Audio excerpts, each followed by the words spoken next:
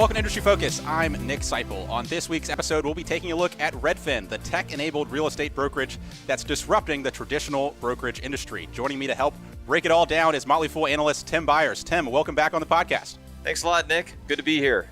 Great to have you back on. For folks who are not longtime listeners or who are longtime listeners of the podcast, you might have heard Tim and I talk about Redfin back on May 23rd of 2019. So this maybe will be a little bit of an update on the company today, where it is and where it's headed. For folks who missed that first episode we did, Tim, why don't you give us a high-level overview of what Redfin is and what they do?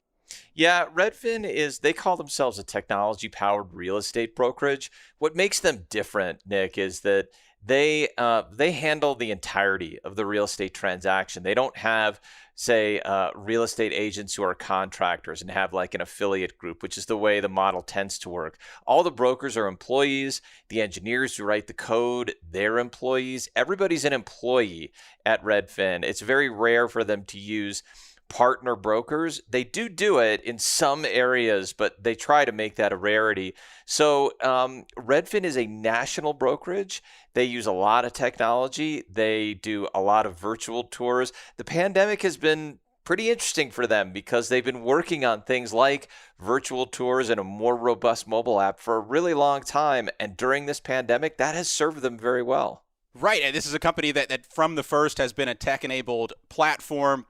When you have a scenario as this year has presented where folks can't go see homes in person, but there's been a big surge in demand, which we'll talk about a little bit later, it really sets up nicely for Redfin. Another thing is you see some of these regional migrations happening. A business that is national like Redfin is, they have that national brand that they can migrate with folks. Right. And this is one thing that CEO Glenn Kelman, one of the reasons I really like this business is because of him. He is a CEO who acts like a founder. He's not the founder of Redfin, but he's been around this company for a really long time and actually helped guide them through the original 2008 crisis when Redfin was still a pretty young company and was able to guide them through. He's a conservative manager, but he's very passionate. His employees tend to like him.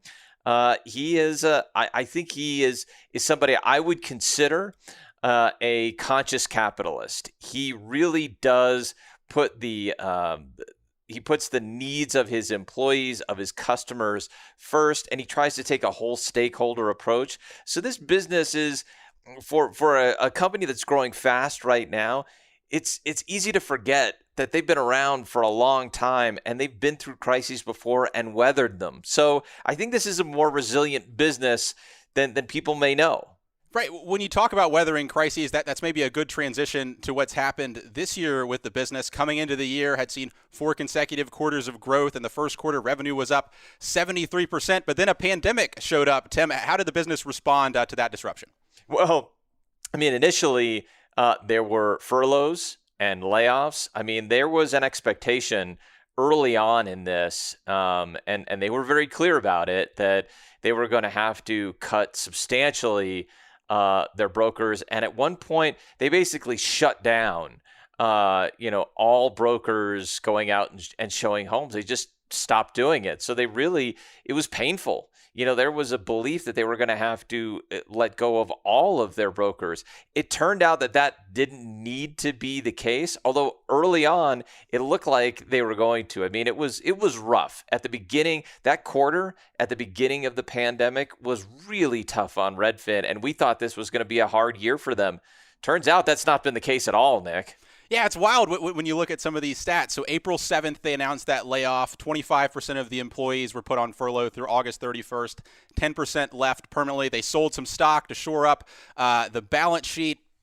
Then already on May 1st, they asked for 14% of their furloughed employees to return. By the beginning of May, seasonally adjusted home buying demand was almost back to where it was in January and February. And then by the end of June, inquiries were up 40% year over year. So you go from this circumstance where it is, we might have to shut everything down. Maybe we need to shore up the balance sheet, that sort of thing, to now inquiries are up significantly. And you mentioned those partner agents earlier. Redfin has had so much demand that they've had to lean more on some of those partners to service this demand. Yeah, that's true. In the short term, that is absolutely true. They tend not to do it because they like to be able to service everything in house and they get economies of scale when they do so. But the demand has just been, you're right, the demand has been so hot. And remember that because Redfin is a conservative business, they are a national brand, but they aren't actually operating, at least at scale, in every single American market. They're not in every single American market. They're in a lot of them, but in those markets where they are not and where demand is hot, they do use those partner agents. So yeah, it's been really interesting to see how that balance has come into play here. They're using a lot more contractors than typically they do. Yeah, and I think that's kind of ironic too, Tim, because if you remember back the last episode we did on Redfin, there was this controversy where Redfin had rolled out their Redfin Direct offering, which is where you could, if you were a buyer, you could submit an offer without even using an agent. And then Remax, who had been their exclusive partner, jumped out of their partnership. And so there's this irony where there's this massive demand. They're sending lots of business to their partners just because of how quickly things are growing. And Remax, cut bait with them a little over a year ago. But yes, some other numbers. Customer inquiries for Redfin agents or their partners increased 38% in July to 58% in October. They're back to hiring agents.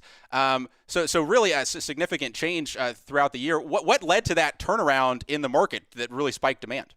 It looks like, I mean, there's a couple things, but I think the primary thing is we just don't have enough homes. There is a general, and Nick, you and I have talked about this, and I don't have the specific stat, but I think you have it in some of the notes that you brought to today's session here. That we have a real shortage of housing inventory in the United States, and so when supply does not match demand, prices go through the roof, and demand is really, really high. And there's a couple things here. There is a fleeing of cities into suburbs. Certainly that's true. There's also a fleeing into the interior.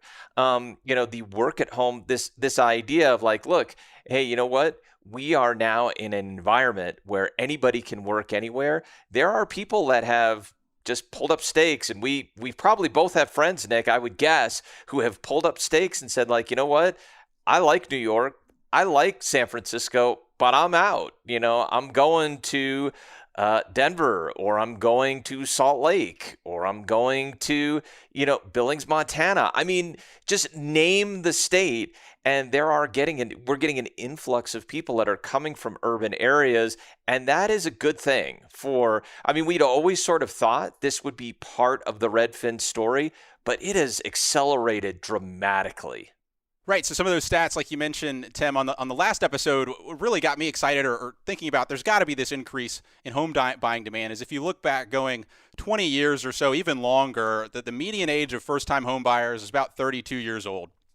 Last time we did the episode, the median age for millennials was 30 and a half. Now we're probably about 32, right on that number that would be the long-term median age for first-time home buying.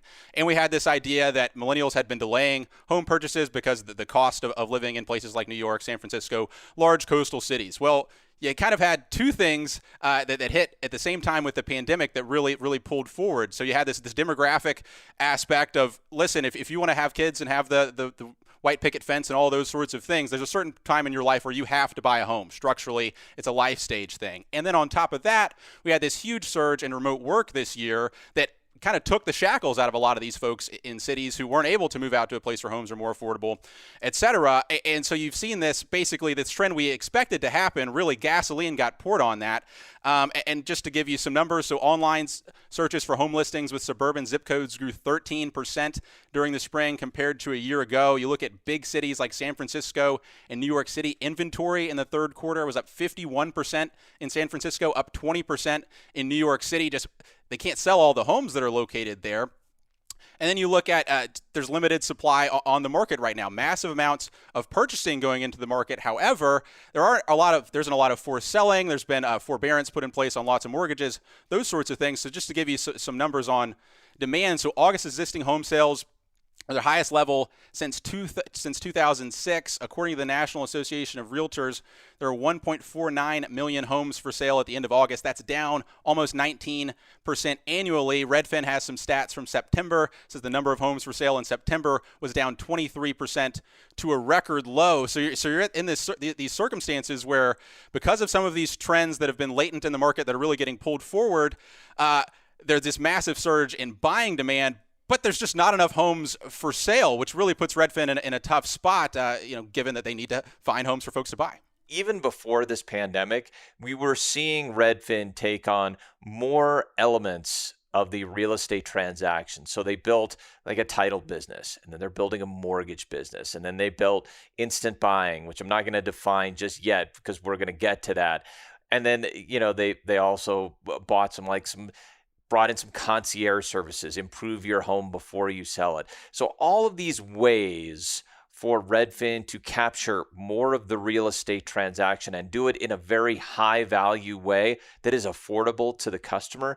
And the unit economics on this has been really good. And I think maybe the unheralded portion of the Redfin business that's really come through in a big way most recently is the mortgage business. I actually think the mortgage business, even more than instant buying, is going to be the thing that really catapults Redfin forward.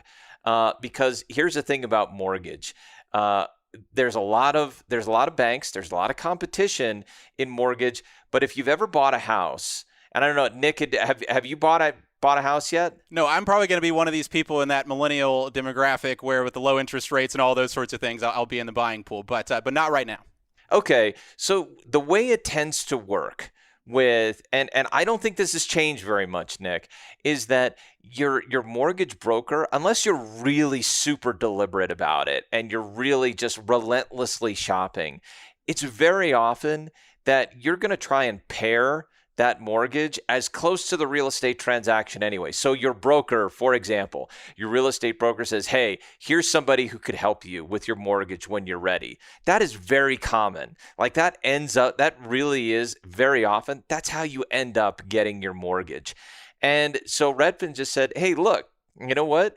As you're looking at this, as you're buying, let us help you, and just pull that as part of the transaction. They're not the only ones that are doing this, by the way. So is Zillow. Zillow is doing this. So it becomes very much a referral business. The closer you get to the transaction, the more likely it is you are to win that business. So I think that Redfin has a lot of ways to compete in this area, and they don't hold the loans. They write the loan and they sell it, they take a profit, and they move on. So I think as we get to a more liquid residential real estate market where people are moving more, maybe moving up more, maybe moving from the coast to the interior of the United States or vice versa, you're going to see Redfin getting more transactions into its system. And the more transactions there are, given the way they've built their business to capture more of that transaction, the more profitable this company becomes over time. So it's early, but I can see the pattern is my point here. Well, yeah, to your point on the Redfin mortgage business, so it just had its first full quarter of gross profits in the third quarter, gross margins over 30%. Mortgage revenues for the quarter nearly tripled year over year. Part of that is because there's just so much demand for mortgages that you can extract a little bit higher rate. But another thing they're doing is they've talked about expanding to the West Coast, their mortgage offering. So now they go from somewhere around 2/3 of their customers they could offer mortgage products to, and now their number they're suggesting is 94% of Redfin brokerage customers they can now offer a mortgage to. And so yes, Tim, it's this idea is as they get bigger, and they only have about a 1% market share right now, they can touch more and more parts of this transaction. So there's lots of different ways for them to win. And maybe we should talk a little bit about their recent earnings now, if that's a good time. Yeah, I mean, and it was a very solid quarter. If I'm just I'll bring up some notes here in a second, but like you said, revenue up 73%. There was just some really amazing numbers here. The most recent quarter. Oh, I'm sorry. The most recent quarter revenue. We're looking at revenue slightly down. The real estate services revenue up 36% or so. But that revenue being down is because, like you talked about earlier, they shut down that Redfin Now business, the iBuying business, and the way that that revenue is recorded is you've got to record the whole buying and selling price of the home. So small fluctuations in that business, which was down, I think, almost 3/4 year over year, that's really explaining that decline in revenue. But if you look at the brokerage business, actually up pretty significantly. Yeah, and so I conflated the actual, I said 73%. It's gross profit. The gross profit business was up 74%. That was up to 93 million from 53 million in the third quarter of 2019. And you're right, like real estate services, that includes everything, all of those brokerage fees, that was real estate services gross profit was up to 92 million, and that was an increase of 70%. They did have a big jump in overall net income as a result of this, and in fact, net income, I think, Nick, it almost quintupled here from the third quarter of 2019 here. So a lot of good things happening with this company, right now, and they talk about, I think, some of the softer metrics that are really important here. Redfin is getting more attention in more markets. And one of the ways they measure this is the visits to their website and mobile app was up 38%. And I think you had something in your notes about this, Nick, but now they are ranked number 2. I think only Zillow is generating more traffic than they are to their website. So they've become kind of a destination of record. Absolutely. One of the other things that they point out that this quarter, you talk about the importance of SEO, performance on Google, and how that brings in traffic. Yeah, so that top 3 now is Redfin, Zillow, and Realtor.com. Redfin has passed Trulia to hop into that group.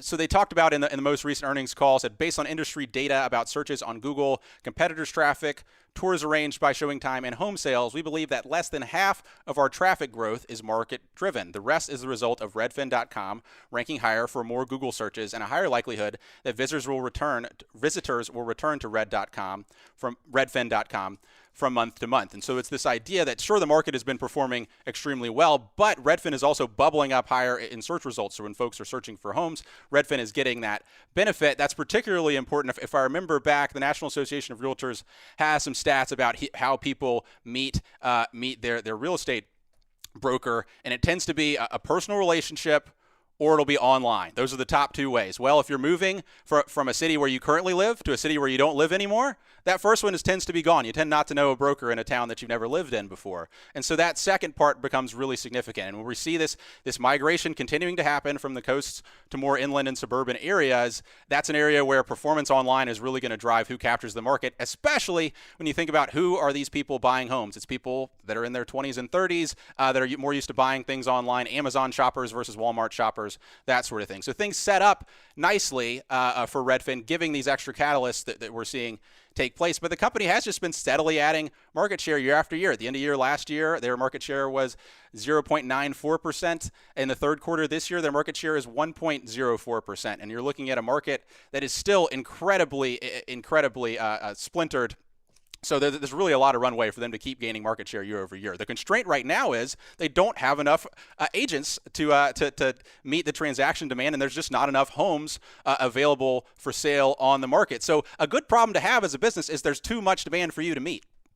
Right. Yeah. And let's talk a little bit about, so the area of this business, you mentioned it because revenue was down 1% on a year over year basis. And I'm sorry, I misspoke about that, but let's talk about Redfin Now. So Redfin Now is that instant buying business, and the number of homes. So basically Redfin Now is, and instant buying or iBuying is Redfin or another comes in. You could think of it as a more advanced way to do house flipping. Redfin will come in, they will make an offer on your home.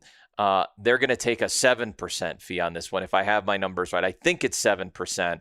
And so you're gonna give up some pricing power, but what you get in exchange is liquidity. You can close, I think it's as within 2 weeks in some cases. You can actually get out of your home. You're going to get a cash offer, And Redfin will take that home, they'll put it on their books, they will improve it, and then they'll turn it back out onto the market. And to the degree that they can turn that sale very quickly, they can turn that into cash, and they can be very profitable with this. Zillow has bet much bigger on it. Redfin's thinking about it a little bit differently. They really shut down, like you pointed out, Nick. They really shut this down. And Glenn Kelman thinks about this differently than Zillow does. I want to point this out because I think it is important, and it sort of illustrates how Redfin is conservative and Zillow is very aggressive. I think Zillow is a very aggressive player. Redfin's a very conservative player. Here's how Glenn Kelman thinks about it. Instant buying is an option on one potential real estate transaction. And so the job of a Redfin agent is almost like a consultant to say, okay, what's the best option for you? Well, your home is maybe 20 years old and you haven't done enough work on it yet. Maybe what you want from us is the concierge program. So instead of doing a 1% listing fee, why don't you pay us another 1 to 1.5%? And we're going to bring in a whole bunch of construction help, and we're going to work together and make all these improvements on your home. And then you're going to pay for that in terms of the fee that you pay us on the other end when we sell your home, because we're going to dramatically increase the value of your home with these improvements we're going to make. And that's one way to do it. Another way is to just go with a straight 1% listing fee. And another way is to say, like, you know what, just sell us your home outright. And so Redfin is making it so, like, the way that Glenn Kelman sort of positions Redfin is like, look, we want to help you with the transaction that fits you, not try to impose upon you an instant buying offer. And I think that's different. And it's ultimately, I think, better for the customer.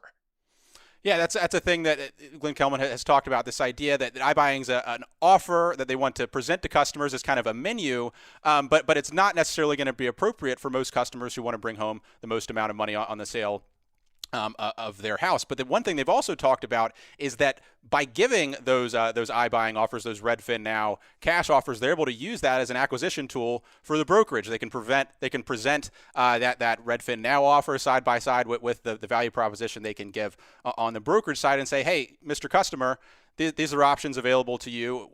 You know what works best for your needs, and that has helped them as an acquisition tool on the brokerage side of the business. So one thing we hear a lot with these iBuyers is this idea that over time they will, maybe could replace brokers, as a whole and become the new way we purchase homes. It sounds like you're a little bit skeptical of that taking place, Tim. It's not that I'm skeptical of it. It's that I feel like Redfin is, because they are a naturally conservative company, they're just going to be more deliberate about it. And this is one of the things I really like about Redfin is they are a test. They're a test and then deploy type company. They don't just they are not the move fast and break things company. They are the test and deploy company. So when they first came out with Redfin Now, they started testing it in some markets, and then they set a limit. They said, here's how much balance sheet cash we can use. And I believe the limit they set was $25 million. And so once they ran through a portion of that and they saw that they were actually making profitable transactions on Redfin Now, they said, okay, let's increase it a little bit more and a little bit more and a little bit more. And that's how they do it. And so when I look at how Redfin is expanding, I think you're going to see a lot of test and, test, refine, deploy. I think you're going to see that in mortgage. I think you'll see it in title, and I think you'll see it in instant buying. I actually believe Redfin will get more aggressive with instant buying in the next 3 years, but it won't be at once. It'll be in a really measured, staged way. Yeah, and I think that's an important thing to point out with Redfin as a business, given the conservatism of the management. They were founded or in the early days of their company had to navigate the 2008, 2009 financial crisis. They're a technology-enabled company, but their growth is somewhat going to be incremental over time. This is one of those companies that 10 years from now, it's going to be a lot bigger, but it's going to be more of an incremental growth based on housing demand and ability to hire agents and stand up these other business lines and acquire more customers. But over time, the parts are bigger than the whole. Yeah, and I would say so. There's a couple of ways like businesses grow. A couple of ways. There is when we talk about some businesses, they grow really fast, on the top line, right? They have a ridiculous amount of revenue growth, and that sort of filters down through through the income statement onto the balance sheet and into the cash flow statement. I think Redfin will see some measured growth. I think it'll be high double digits, like high teens growth, maybe between 13 and 17% annualized for those 10 years. But I won't be surprised at all, Nick, because of the way the efficiency with how Redfin is run is that net profit will actually run higher than that. So you'll see like revenue grow like 15%, but net profit grow 25%, cash flow growing 22 or 23%. Because what they're doing as they scale and they get more of the transaction, they end up capturing more of the profit dollars. And so they get more from every dollar of sales that they ultimately realize. I think that's the kind of story Redfin is right now. And I think it's going to continue to be that way.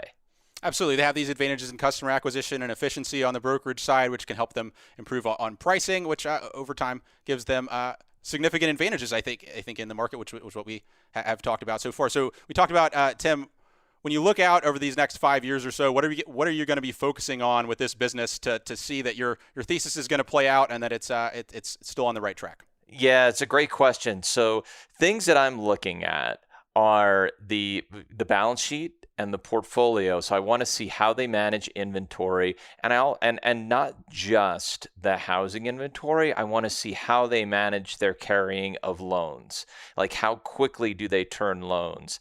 And so far they've been very good at it. And frankly, if they can write loans at scale, banks are going to love them, because if banks don't have to do any origination and Redfin can do origination at a very low cost and write a low cost loan that becomes more profitable for the bank, and the bank can just carry at a profit, that's an amazing deal for a bank, and it's a good deal for Redfin. So there's a big win-win here. So I want to see how fast they are turning their loans and turning those loans into cash. Same thing with the inventory. If I see good turns there, it's going to tell me a lot, because I believe that at some point, maybe within, say, the next 5 years, Nick, you're going to see significant gains in cash flow. Like you will see the cash flow really start to balloon and start to blossom here.